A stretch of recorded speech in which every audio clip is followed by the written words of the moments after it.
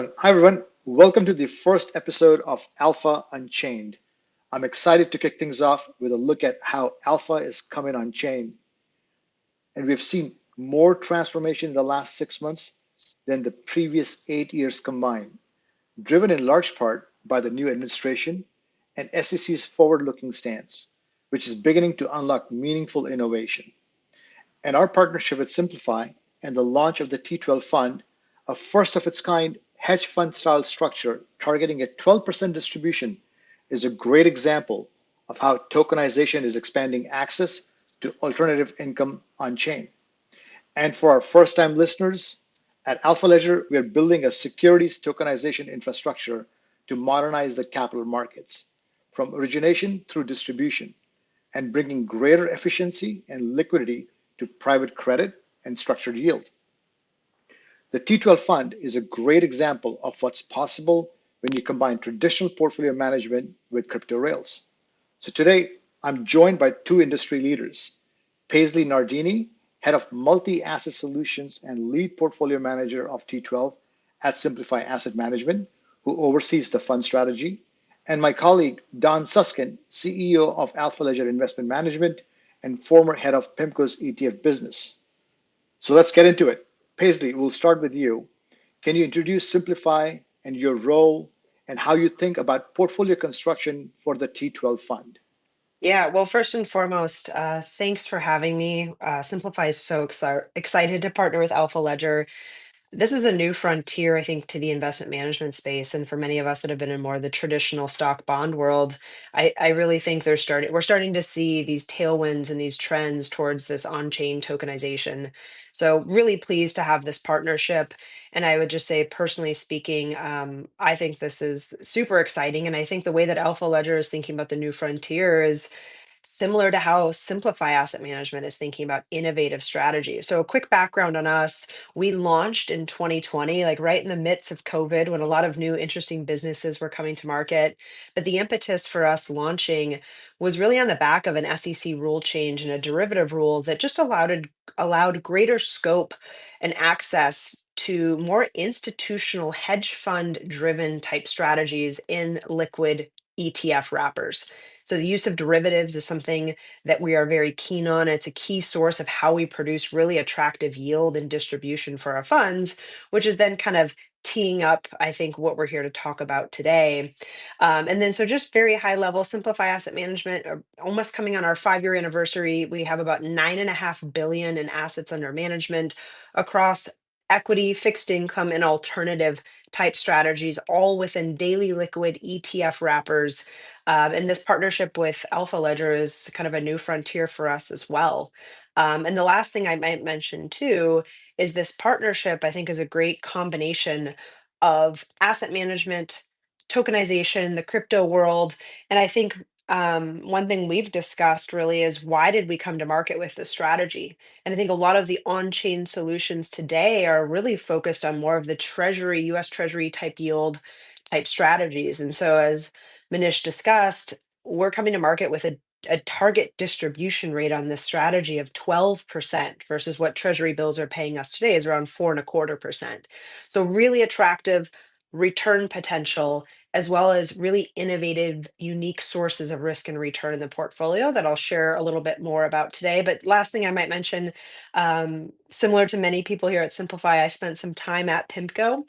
And so a lot of the way that we think about investment markets and capitalizing and finding sources of unique risk and return is driven by our time, I would say, at PIMCO.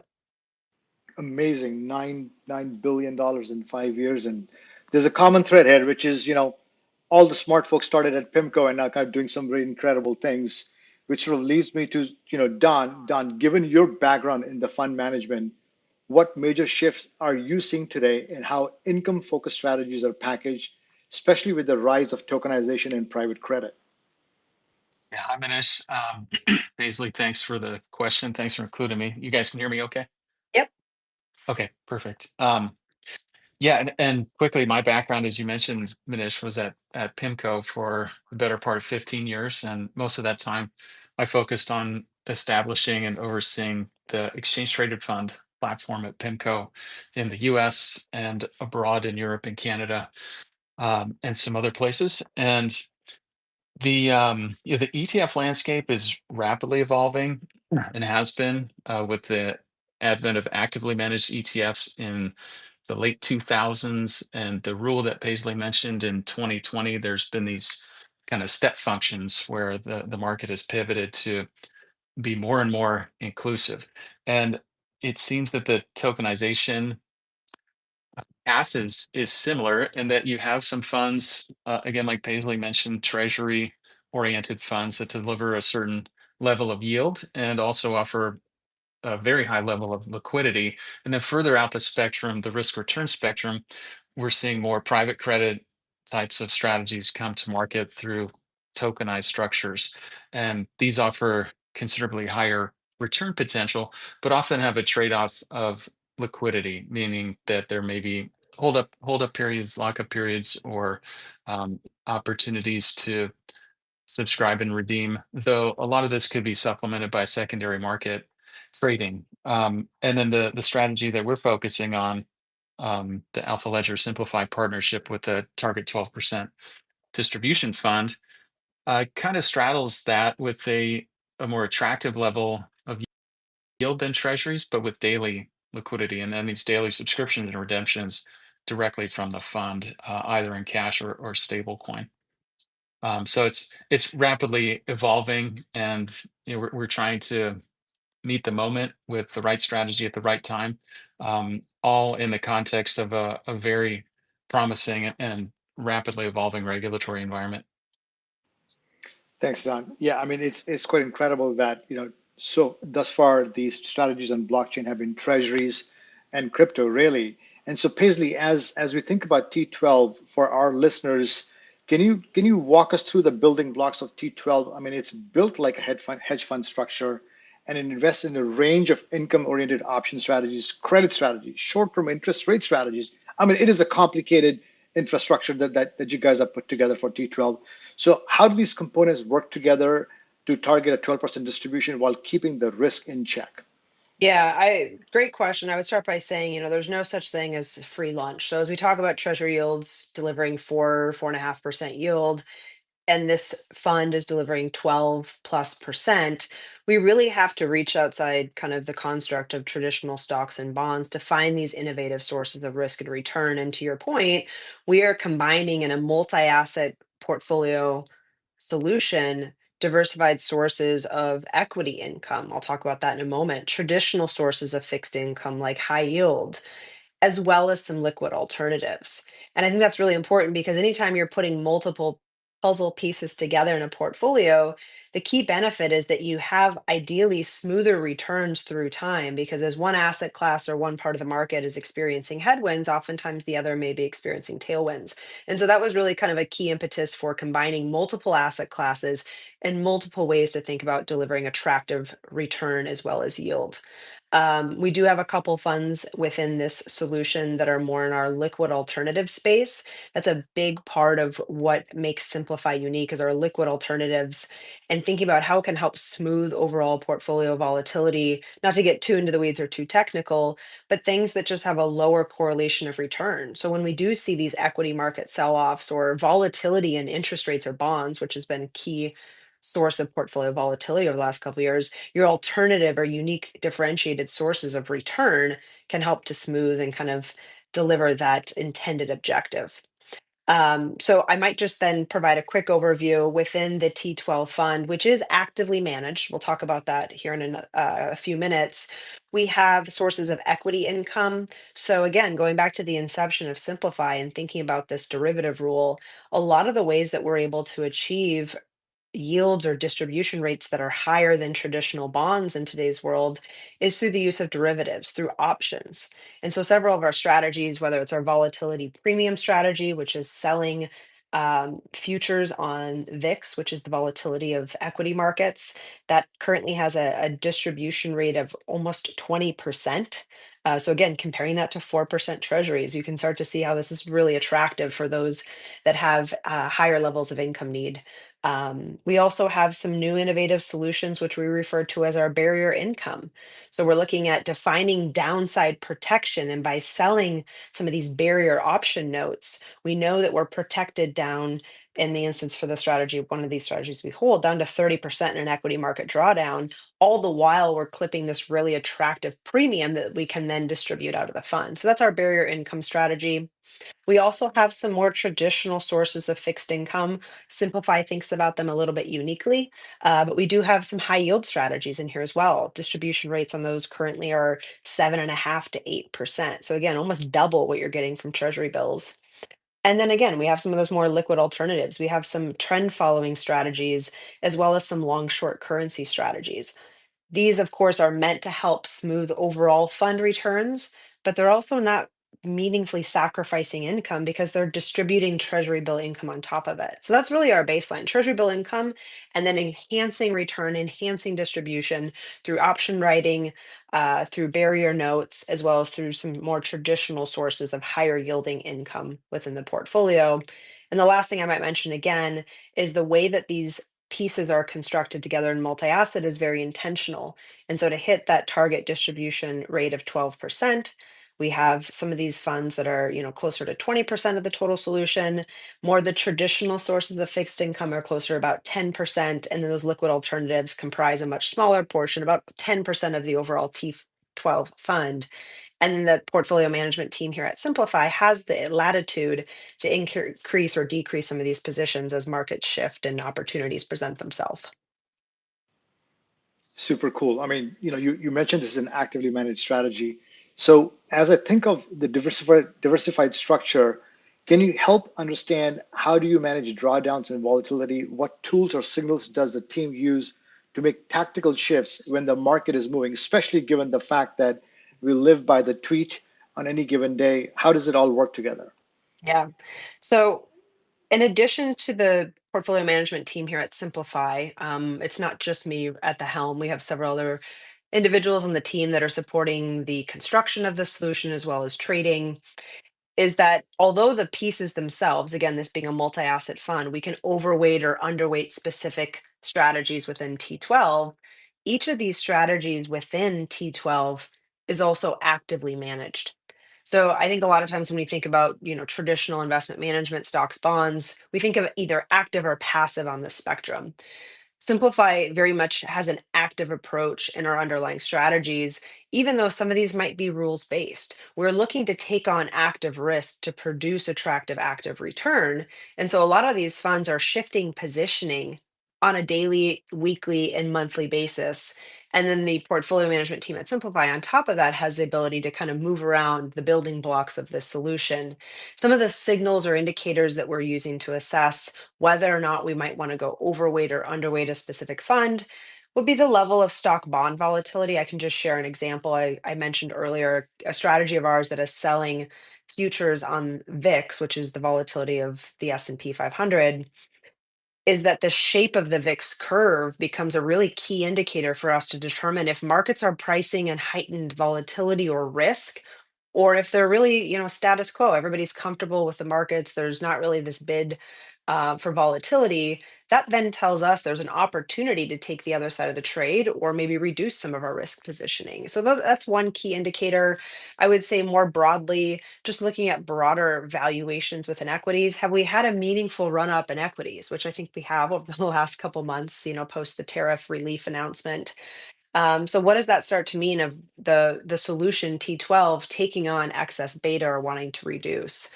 And then I would also say too, because we're actively managing, we're looking ahead and determining are there upcoming monetary or fiscal policy decisions?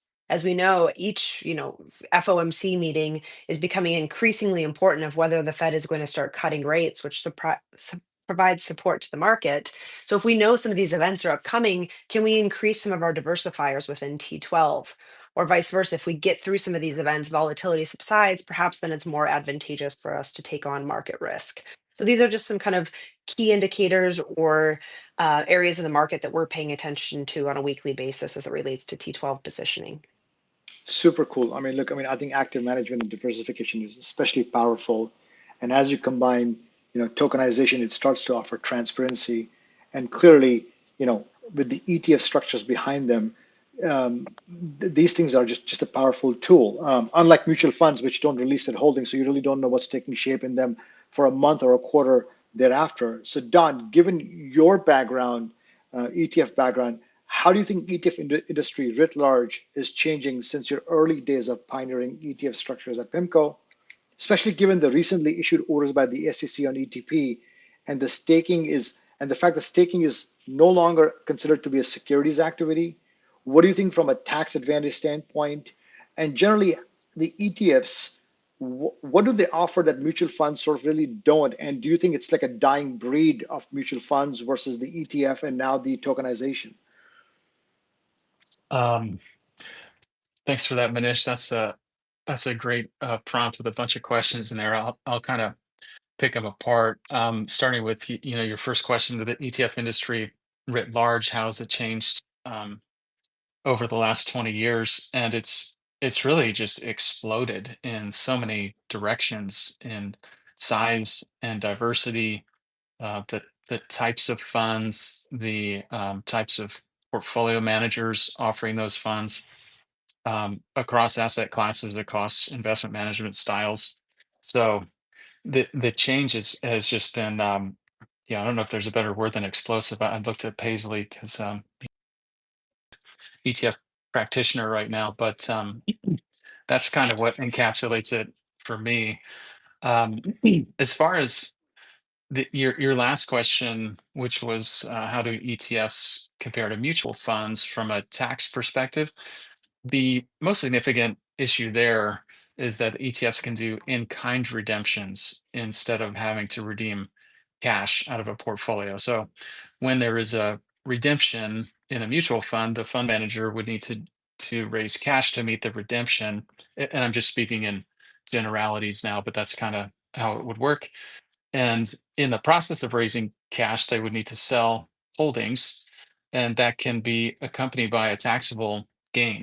So, especially in times where markets are up and the holdings in a portfolio have appreciated, if that portfolio manager needs to sell positions that have embedded capital gains, then the fund would recognize those capital gains and distribute them to the remaining shareholders who would then have a tax liability associated with that capital gain.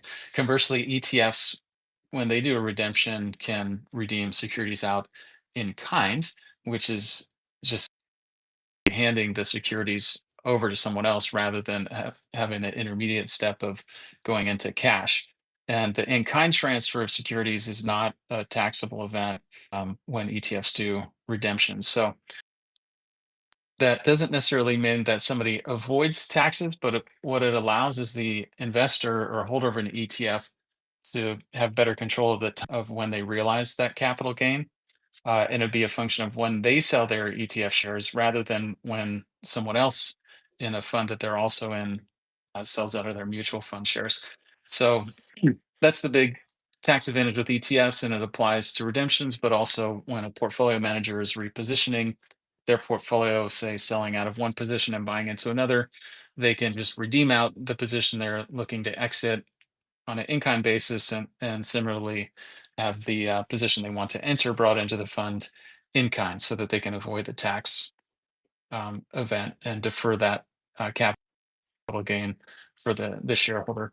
And then finally, you're asking about a recent SEC determination, which we had talked about, that this in-kind mechanism will be available for certain crypto ETFs, some Bitcoin ETFs. And until that determination by the SEC, they were having to redeem in cash, which would again cause recognition of a capital gain. Whereas the ability to do in-kind redemptions may allow them to externalize that capital gain recognition to the shareholder, so that they can be in control. The shareholder can be in control of the timing of that capital gain recognition. Super interesting, right? I mean, the fact that we can have in-kind creation and redemptions in an ETF kind of leads me to believe that ETFs really were the OGs of composability in traditional finance, right? I mean, a lot of the investors don't know this. Clearly, institutional investors do this on a daily basis. And now, if you fast forward to today, an on chain investor expects the same level of composability with tokenized assets. The ability to lend, borrow, and leverage is now standard in tokenized world. And as we think of T12 Fund as a tokenized a private fund using Alphaledger's Vulcan Forge securities tokenization engine, it is a fully composable asset. So we are now at a point where just about every asset and security can be tokenized, transacted using stablecoin. All of this utility is being built into the product on day one. And so tokenization, I think, is quite amazing. And when I say this, in the very near future, I can see how governance tokens combined with portfolio construction can truly start to streamline the investment process and allow interesting bespoke portfolio construction to meet investor demand. So I know we scheduled this for 15, 20 minutes. I just want to read a quick intro to the team who's working on T12, but I have one more question for Paisley, given the time. So, given the normalization of stable coins and the recent launch of tokenized funds, Paisley, how should investors contemplate their long-term investment strategy, particularly in the context of accessing tokenized products? Yeah, so a couple thoughts on that. I think one thing we've continued to see is a desire for diversification and a desire for innovative strategies that allow investors to achieve their objectives, but do so in a more operationally efficient way. I think with the access of technology, the streamlining of new innovative investment solutions in these liquid vehicles, the bar becomes higher and higher and higher. And I think the launch of T12 is kind of one of the first movers in this space to provide that operational efficiency for those that are already on chain and also provide them access to very attractive levels of distribution. And again, a 12% distribution strategy in a daily liquid vehicle, I can't stress this enough, is really exciting. This is typically in order to achieve these types of yields and distributions, you're having to lock up your capital, you're going into illiquid investments that have exceptionally high fees, gates, and operational intensity as it relates to onboarding and accessing your capital. So the fact that all of this is daily liquid on chain and providing these attractive sources of return in a very diversified manner through active management, I think all of that kind of encapsulates like why Simplify and Alpha Ledger have partnered together and why we're so excited about where this can really take this to the new frontier. So super excited to be here, excited to be supporting this initiative, and looking forward to meeting a lot of our new investors. Super cool. Well, listen, thank you both. This was some great insight. And for those tuning in, you can learn more about the fund at alphaledger.com. We're going to host more of these short episodes on Alpha Unchained to explore other tokenized strategies, investor experiences, and blockchain infrastructure topics.